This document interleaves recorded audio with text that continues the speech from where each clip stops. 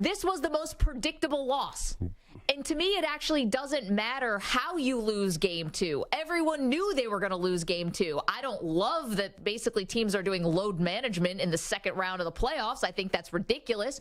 But here we are. And them losing this game means absolutely nothing. So whether you lose by 20 or 40, it doesn't matter. And that's how I find myself defending the Lakers today. Yeah, I agree with you on part of it, that this is a situation where the home team always wins. When the better seed loses the first game at home, they always win. Going back, I think it's happened 6 times in NBA history where they didn't win this game. So it rarely, very rare, yeah. Very rare. 16 in a row. Yeah. 16 times in a row. Yeah, going back to the last 2 seasons. Yeah. So I think, though, I was watching the Warriors last time. I'm like, oh, my gosh, this is the same team that won the finals last year. It's the same exact way they won the finals. They're just going to be relentless, and they're just going to come at you and come at you and come at you, and eventually they're going to wear you down, and they're going to have that gigantic scoring blizzard. Used to be the third quarter. I guess they're not as good in the third quarter anymore. They're going to do the same thing. Yeah, you can match up all day. Eventually, the Warriors are going to wear out whoever they're playing, and they're going to go on some huge run and win the series.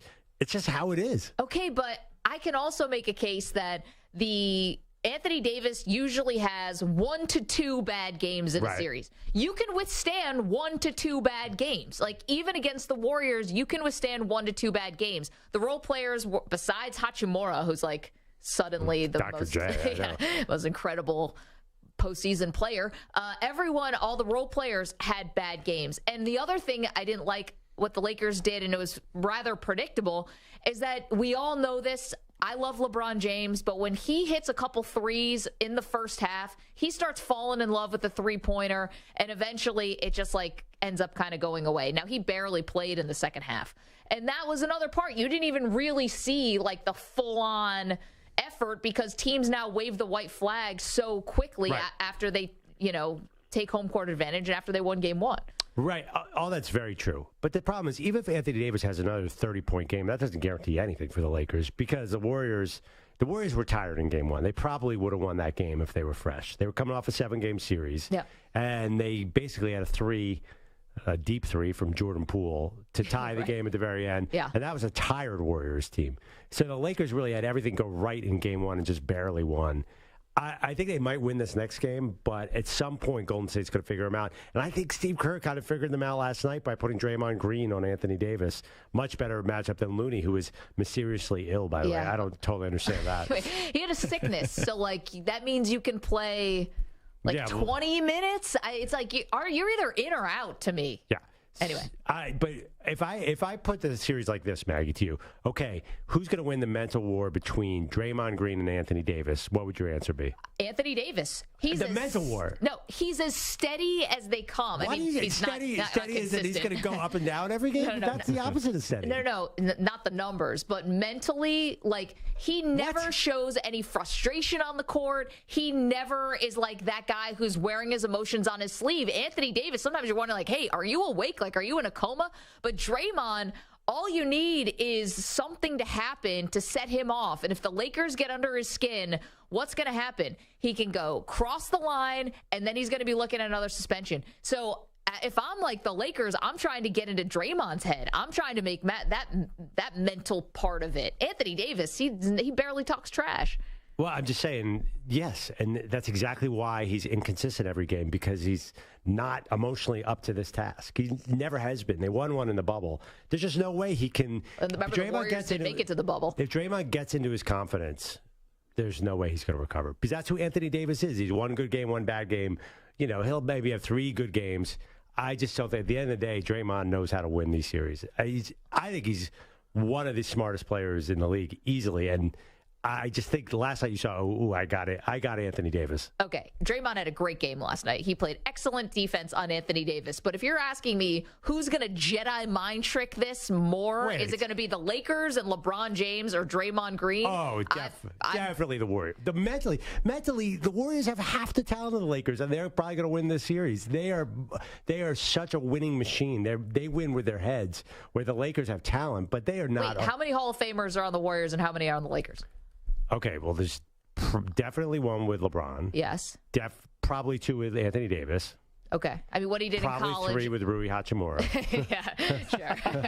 Darvin Ham, future Hall of Fame coach. Not if he keeps doing this. No, but I'm looking at the Warriors, and you're telling me Steve Kerr's going to be a Hall of Fame coach. You've got Curry, Klay Thompson, Draymond Green. They're all walking in. How can you say the Lakers are the more talented roster? They're about even. The Warriors have 3 guys, or they put out a whole unit that's between 6'2" and 6'5". Well, they love that. It's the death lineup. They've been doing that for years. Coming off the bus, the Lakers are clearly the more talented. Now they got JaMychal Green as the secret weapon here with some size underneath. I know. So, I mean, come on. You're telling me that the Lakers are gigantic. They have all these high picks all over the place. I mean, they're definitely more talented, but the Warriors just do everything right. They know how to win. No, I get it. They know how to win, but it's so funny that we're talking about the mental side of this. Like, what are you talking about? That's all basketball is. But who do you expect to keep their cool?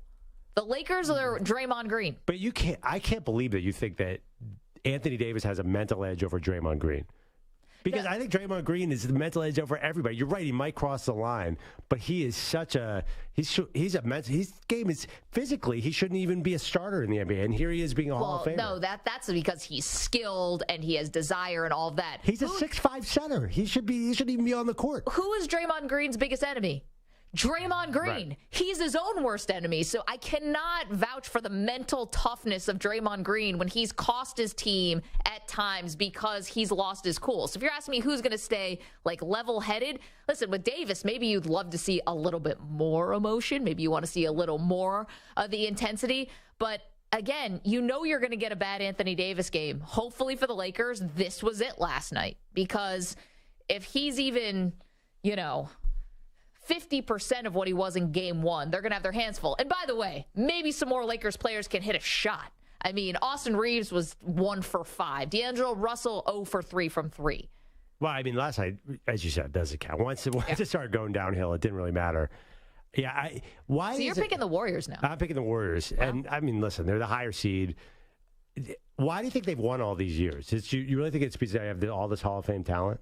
I mean, we're talking about Steph Curry possibly, piercing this like new level of NBA, legacy that he had previously not been in. Like, if you're going to put him on the same stratosphere as LeBron James in terms of how good he is, contribution to the game, whatever it is, then yeah, I think it's been the otherworldly talent of Steph Curry. It's been the talent of Klay Thompson, who was hitting threes from all over the place last night. It's been Draymond, and it's been this system and Steve Kerr, this like beautiful baskell that they play. Beautiful, yeah. You're going right to a beautiful mind. Yeah.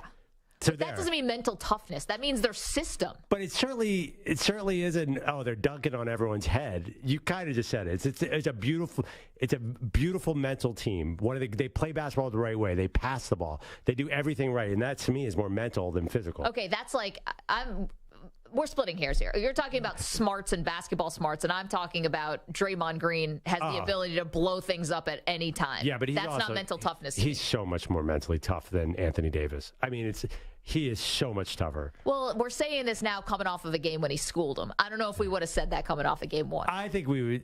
Okay, the only thing, you're right, Draymond Green can go too far, but he definitely, like, I see Draymond Green talking to Anthony Davis, I'm Darvin Ham, I immediately run in there to separate them because I do not want Draymond Green getting in his head. Because Draymond is he's like a successful Jordan Poole. He doesn't. He doesn't have the physical skills to hang with Anthony Davis. If you put the two of them on a court and played 1-on-1, Anthony Davis would beat him 11-0. But I think Draymond Green makes up for it with savvy. 855-212-4CBS, 855-212-4227.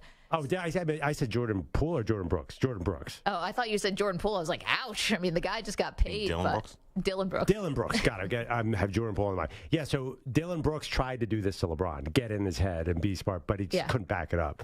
Draymond is like that. He's an irritant. He's an agitator. I know, but I would argue that that's backfired on Draymond a lot of times. It's also worked a lot of times. I think it's been one of the keys to his Hall of Fame career.